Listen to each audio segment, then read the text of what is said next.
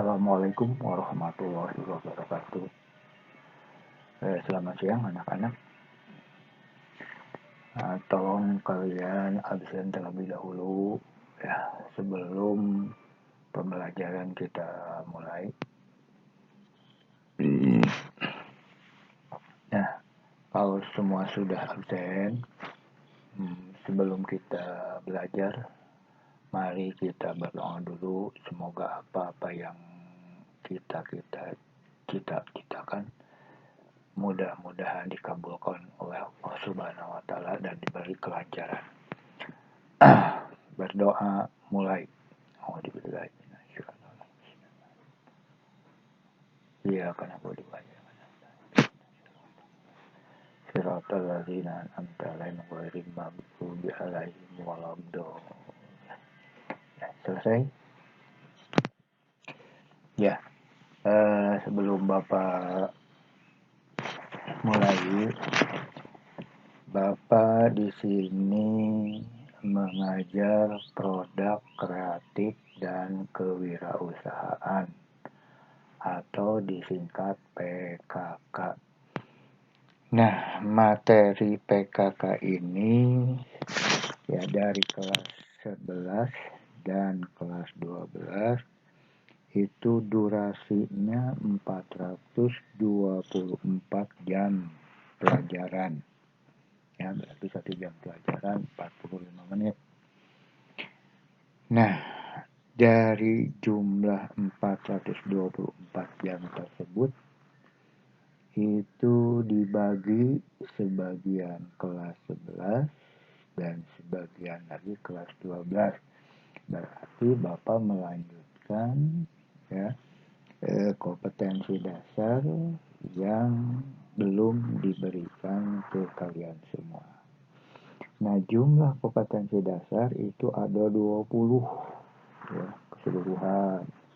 Berarti ya kalau dihitung ya mungkin banyak jadwalnya itu di kelas 11, sedangkan di kelas 12 ini mungkin terganggu dan waktunya pun tidak full dalam 1 tahun ya. Nah itu ya, mari Bapak mulai dengan mengucapkan Bismillahirrahmanirrahim. Baik, kita mulai pelajaran produk kreatif dan kewirausahaan. PKK merupakan penerapan pembelajaran secara kolaboratif antara mata pelajaran kewirausahaan dan mata pelajaran produktif. Nah, bahwa di dunia pendidikan ada kemajuan ya tentang bidang kewirausahaan dan mata pelajaran produktif. Kalau dulu itu adalah pelajarannya prakarya, sekarang kewirausahaan dan mata pelajaran produktif ya. Itu semuanya durasi waktu 524 jam, terdiri dari kompetensi dasar 20 kompetensi dasar. Nah, berhubung durasi waktunya banyak, itu 524 jam, maka pelajaran PKK tersebut mulainya di kelas 11 ya, kemudian dilanjutkan di kelas 12. Jadi materi yang 20 kompetensi dasar itu ya dibagi 2, tetapi waktu yang paling banyak ada di kelas 11. Kenapa? Karena di kelas 12 itu akan terganggu dengan kegiatan-kegiatan lainnya dan kamu pun tidak sepenuhnya 1 tahun. Nah, di sini kalian mungkin sudah mengetahui langkah-langkahnya bagaimana sewaktu di kelas 11. Nah, tapi Bapak ingin ya mengulas atau mengingatkan kembali supaya kalian tidak lupa. Baik.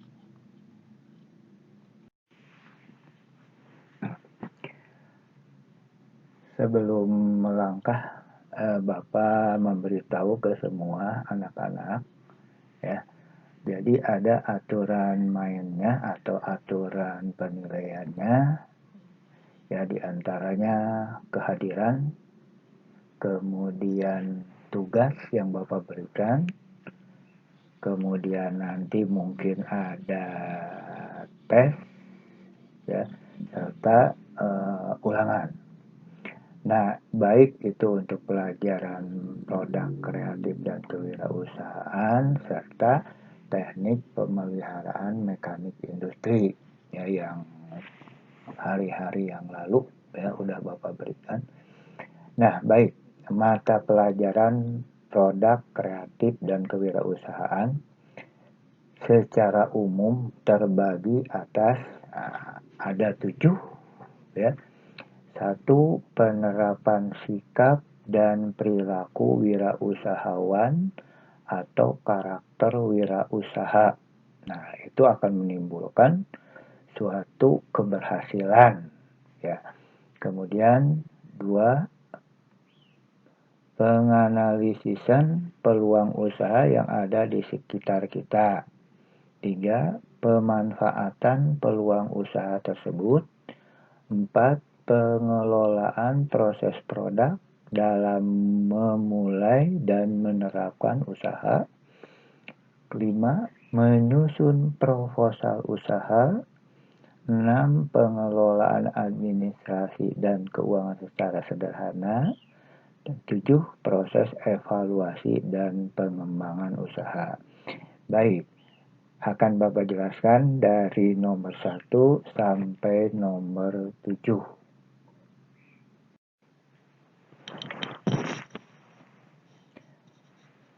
1. Penerapan sikap dan perilaku wirausahawan atau karakter wirausaha. Di antaranya jujur. Kejujuran merupakan hal utama jika ingin menjadi pengusaha yang sukses. Nah, jadi betul-betul, ya, semua, ya, manusia baik kerja apapun itu dituntut kejujuran, ya, baik itu mau kerja sebagai PNS lah, kerja wirausaha lah, atau kerja di swasta pun sama. Jadi kejujuran itu yang paling penting, ya. Kalau nyoba-nyoba tidak jujur, ya kemungkinan lama-kelamaan akan ketahuan, ya. Jadi utamanya adalah jujur. Kemudian disiplin. Kedisiplinan menjadi salah satu modal utama jika ingin memulai berwirausaha. Nah, jelas disiplin mengingat ke waktu kerja kalian. Jadi jangan sampai, ya, kalian misalnya berangkat kerja itu udah kebiasaan siang. Nah, itu merupakan salah satu tidak disiplin waktu. Nah, tetap, apalagi kalau kita sebagai bawahan atau pekerja biasa, nah kita harus lebih giat lagi, ya, datang mendahului, ya, pimpinan Anda atau atasan Anda di kantor gitu, atau di industri. Nah, kenapa? Karena, ya,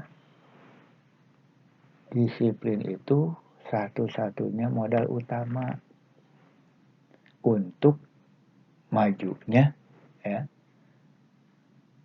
perusahaan kita dan sebagainya. Kemudian kreatif dan inovatif.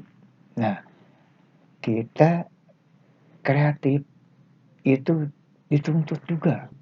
Kenapa? Karena kita ide-ide kita ya yang kira-kiranya bagus ya untuk perusahaan kita terapkan.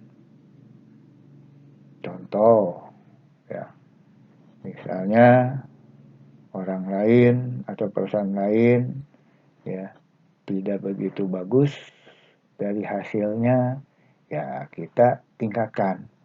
Itu baik dari hasil produk ya ataupun hasil karya kalian. Nah, itu perlu kalian tingkatkan. Kemudian berkomitmen tinggi. Kalau sudah ngasih keputusan atau aturan-aturan yang sudah ditentukan, itu perlu kalian taati. Kemudian mandiri dan realistis. Nah, jadi di sini betul-betul dituntut kita mandiri. Jadi jangan ya berpegang teguh ke orang lain. Ya. Jadi berusaha semaksimal mungkin ya sekuat tenaga, nanti pun hasilnya akan kita lihat ya kelihatan. Kemudian memiliki keterampilan personal. Nah, di sini keterampilan ya perlu kalian tingkatkan ya sesuai dengan alat yang ada ya. Kemudian kalian ya kalau ada pelatihan-pelatihan ya ikuti. Ya, jadi kita selama ikut pelatihan kita terapkan juga ya ke produk kita atau ya keterampilan-keterampilan yang barusan kamu dapat ya sewaktu pelatihan.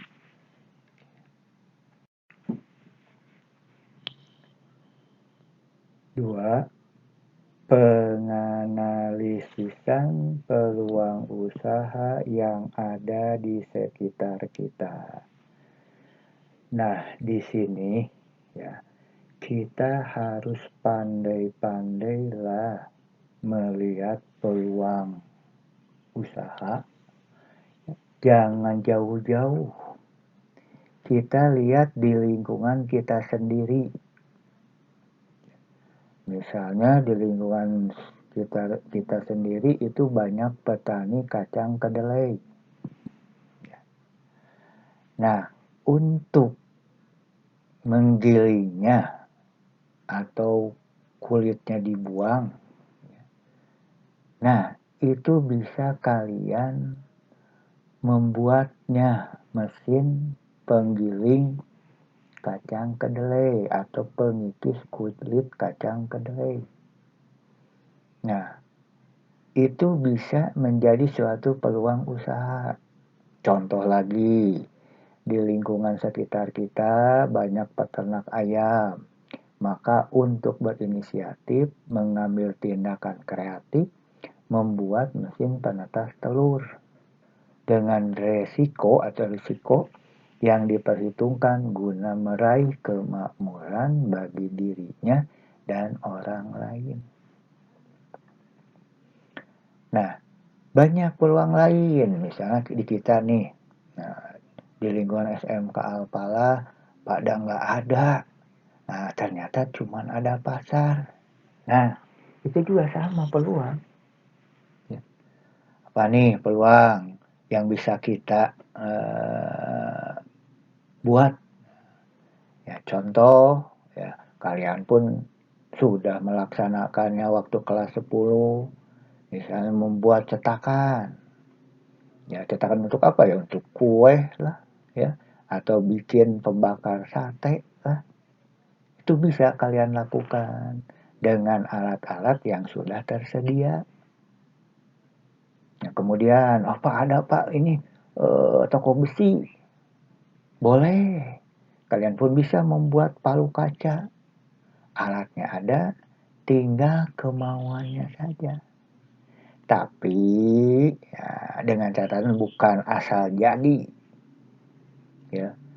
Jadi harus betul-betul menarik konsumen. Ya, jangan sampai bikin cetakan segi 4, juga segi 3 atau lingkaran.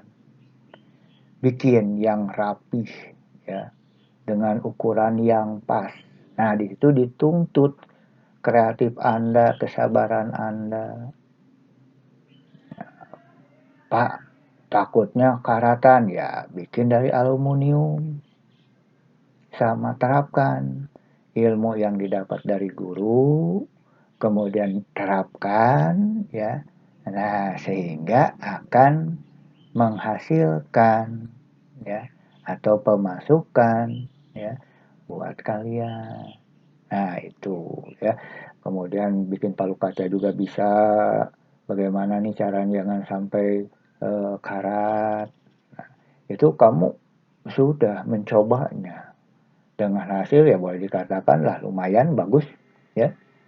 Tinggal kita lihat pasarannya.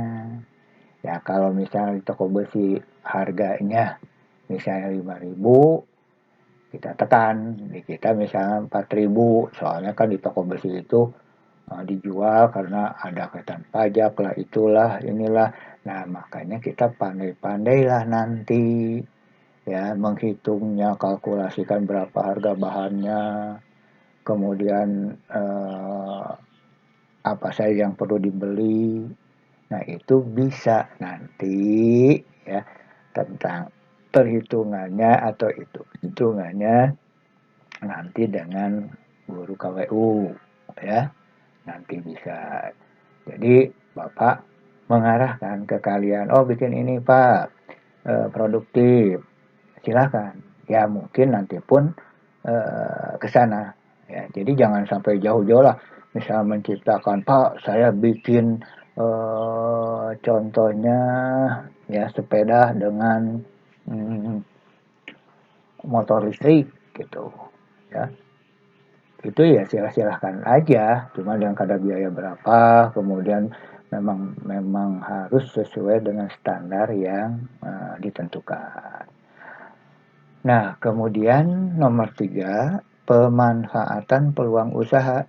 Kita mengambil tindakan kreatif, apa yang kita lakukan jangan sampai diambil orang lain. Nah, ini kan sama aja barusan yang Bapak menjelaskan, ya.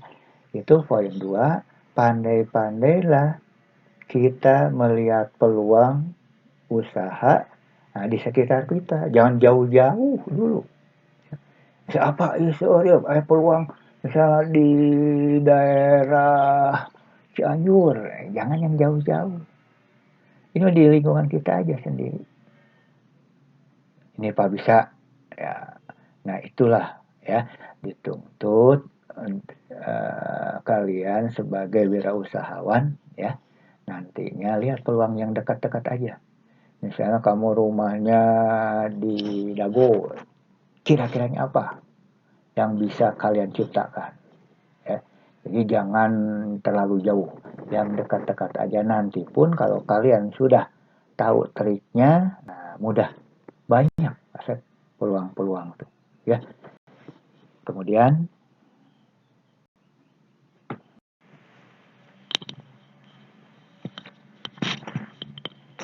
nomor 4, pengelolaan proses produksi dalam memulai dan menerapkan usaha.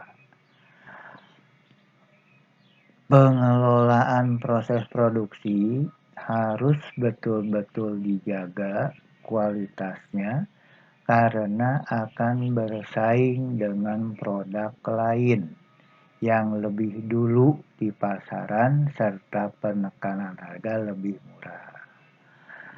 Nah, di sini masalah pengelolaan proses produksi dalam memulai dan menerapkan usaha.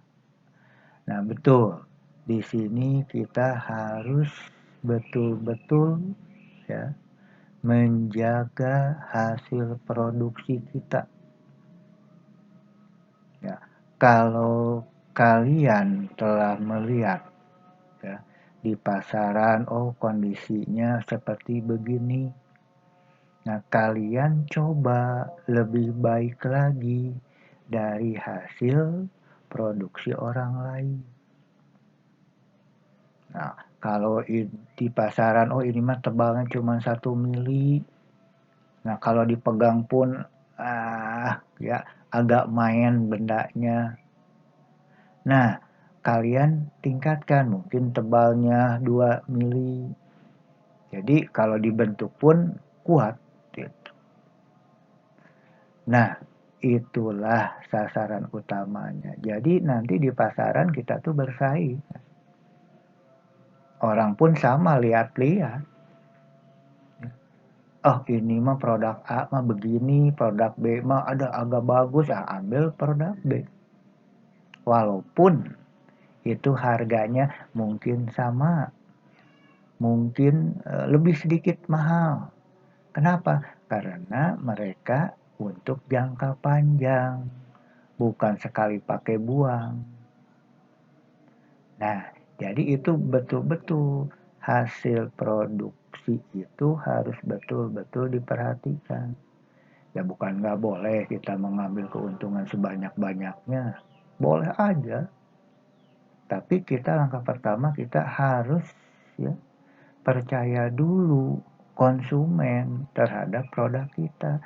Kalau produk kita sudah terpakai, ya, nggak jauh-jauh nanti orang pengen beli produk si A, udah si A lambat laun walaupun harganya naik juga nggak jadi masalah. Kenapa? Karena sudah teruji produk kita. Nah itu ya tolong diperhatikan tuh. Kemudian 5. Penyusunan proposal usaha sesuai dengan produksi yang dipasarkan. Nah, penyusunan proposal ya itu mungkin lebih jauh ya. Guru kewirausahaan bisa ya memaparkannya sebaik mungkin. Ini secara garis besar Bapak aja. Nah, jadi dalam pembikinan proposal usaha itu harus betul-betul ya dijabarkan, terbuat dari bahan ini dan seterusnya. Jadi jangan sampai begini, mengajukan proposal dengan data seperti ini ternyata hasilnya begini, beda dari hasil pengajuan proposal itu. Nah kebanyakan, orang tuh pengen atau maunya mencari keuntungan sebesar-besarnya. Karena suatu proposal itu kan suka harus ada izinnya. Nih kita ke perusahaan ya kita khususnya ya, misalnya kalau industri, departemen perindustrian layak nggak nih ya, untuk dipasarkan, itu harus ada uji coba nantinya tuh. Nah jadi jangan sampai ya apa-apa yang kita inginkan pengen cepat singkat, nggak bisa. Jadi harus perlahan-lahan. Nah dari titik awal pun ya sebagai pengusaha tuh harus ya disiplin, harus jujur. Nah itu dipegang komitmen kita. Jadi jangan pengen langsung kaya raya itu jangan. Jadi harus bertahap.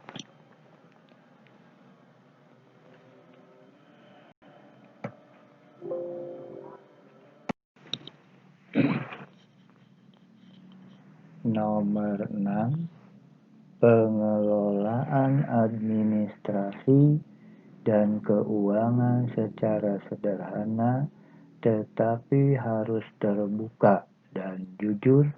Itulah yang baik seorang wirausaha. Jika tidak terbuka, akan saling tuding, akhirnya akan terjadi pengaruh dari hasil produk.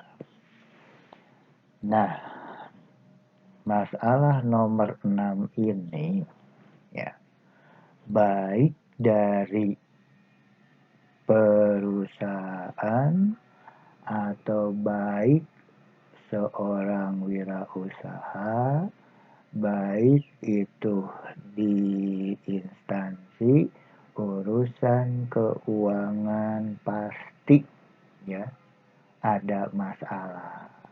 Nah, masalahnya apa?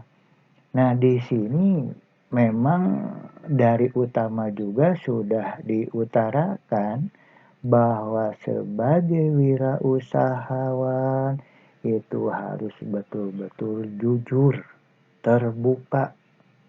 Jadi mau maju, mau mundur ya, itu harus terbuka. Jadi jangan sampai misalnya kalian sebagai bosnya ya, yang pemegang perusahaan, jangan mentang-mentang. Karena suatu perusahaan maju itu bukan oleh satu orang. Banyak yang lain. Jadi jangan menganggap sepele ya, sebagai bawahan ya. Sampai ke tukang sapu pun sama, ke office boy sama. Kalau lingkungan kita, misalnya contoh nih, lingkungan kita kotor ya, kebala dan segala macam, jelas ya, orang lain pun pas begitu masuk kayak apa ini, kantor atau apa, atau gudang. Nah ya, jadi harus betul-betul tentang administrasi dan keuangan itu harus betul terbuka oleh pimpinan yang betul-betul jujur nih. Untuk tutup buku tahun ini sekian, ada penghasilan, pemasukan, keuntungan sekian. Kemudian untuk biaya operasional sekian. Kemudian untuk tunjangan pekerja sekian, untuk THR sekian, dan seterusnya. Terbuka. Sehingga semua karyawan di perusahaan tersebut akan ngerti maju dan mundurnya. Dan dia tidak akan komplain. Kalau tertutup, bisa komplain walaupun kita nih sebagai pimpinan pusing ya. Keuangan belum ada, sedangkan waktu untuk gaji karyawan sudah dekat. Tapi kalau terbuka dan jujur, itu pun memaklumi dan tidak mengganggu atau tidak mempengaruhi dari hasil produk kita. Coba kalau misalnya tidak terbuka, asal-asalan. Yang tadinya mungkin ya, dia dengan aturan segini untuk produk, betul. Nah, berhubung kita enggak jujur ya, bisa saja nanti sebagian aja, nanti sisanya dijual aja oleh karyawan tersebut, bisa saja. Nah, maka di sini harus saling terbuka. Termasuk juga sama karyawan misalnya punya keluhan ini, langsung aja. Pak, kenapa? Ini permasalahan begini, hasil produk jadi lambat, bisa. Ya. Nah, jadi kita harus ya kebersamaan terbuka ya. Tapi kita jangan sedikit-dikit, saling tuduh jangan. Lihat aja perkembangan. Kalau tetap perkembangannya tidak rubah, barulah di situ. Kalau perkembangannya biasa, kemudian maju lagi, nah itu udah biasa. Nama juga perusahaan di mana-mana pasti ada, ya. Ada maju dan ada mundurnya. Oke. Nomor 7, proses evaluasi dan pengembangan usaha. Evaluasi dari produk yang ada harus betul diawasi, jangan sampai kualitas berubah karena suatu kepercayaan konsumen atau user dengan produk di pasaran cukup pesat maju. Mulailah pengembangan perusahaan, itulah suatu wirausaha yang sukses. Nah, poin 7 ini dari poin 1 sampai 6 itu ya sering disinggung ya. Masalahnya proses ya, evaluasi pengembangan usaha yaitu jelas-jelas dari hasil-hasil atau langkah-langkah pertama tadi. Ya, satu, produk harus betul-betul bagus, dijaga kualitasnya, ya yang tadinya bagus jangan dikurangi, malahan ditingkatkan. Jadi bukan nggak boleh mencari keuntungan sebesar-besarnya, tapi tolong diperhatikan atau dipertahankan kualitas ataupun ditingkatkan sehingga ya konsumen tersebut terus mempercayai produk hasil pembuatan kita. Nah itu. Jadi dengan ya majunya ya usaha kita, nah jelas dengan produk di pasaran cukup pesat, mau tidak mau kita pun harus mengembangkan perusahaan itu atau membuat lagi perusahaan cabangnya dan seterusnya. Nah, itu ya dari 7 poin tersebut sudah Bapak ulas. Mudah-mudahan mengingatkan kembali kalau kiranya sudah diberikan sewaktu di kelas 11. Jadi, secara garis besar, untuk mencari peluang usaha, jangan terlalu jauh, lihat di sekeliling kita, kiranya apa yang bisa peluang kita ambil. Nah, itu kita jalankan. Nah, mungkin untuk pertemuan hari ini cukup sekian. Bapak ucapkan terima kasih sebesar-besarnya dan kalian tolong belajar sebaik mungkin. Apa yang dicita-citakan kalian tercapai, jangan sampai mengecewakan orang tua. Dan tak lupa pakai alat keselamatan kerja, ya karena dengan situasi sekarang masih juga belum aman pandeminya. Nah itu saja dari Bapak. Wassalamualaikum warahmatullahi wabarakatuh.